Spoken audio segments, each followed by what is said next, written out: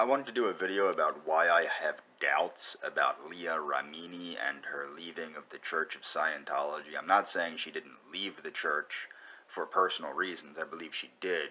But if one followed this, now I was made aware of this because my ex-girlfriend's mom's a, empowered woman and a moron, and she was my friend on Facebook, and she was posting this crap when she wrote her book.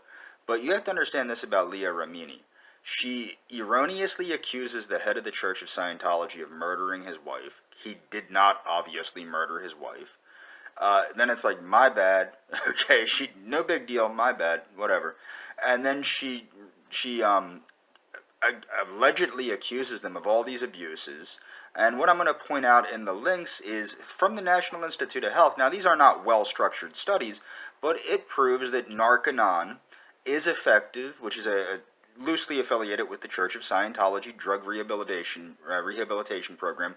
It is effective at stopping children from starting drug use and also at getting drugs out of the system through the sauna method created by L. Ron Hubbard called the purification rundown. And she casts doubt on all these so-called things.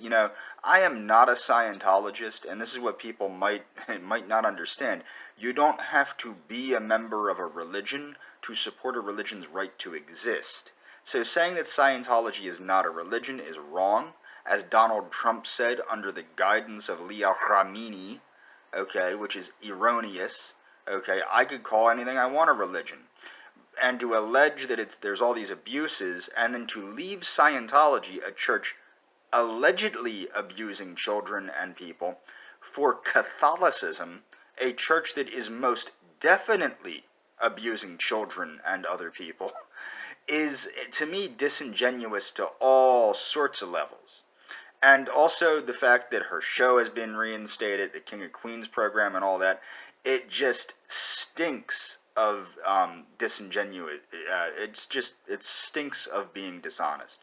But furthermore, what I do support with the Church of Scientology is their fight against the false medical practices of psychiatry, the abuses of psychiatry.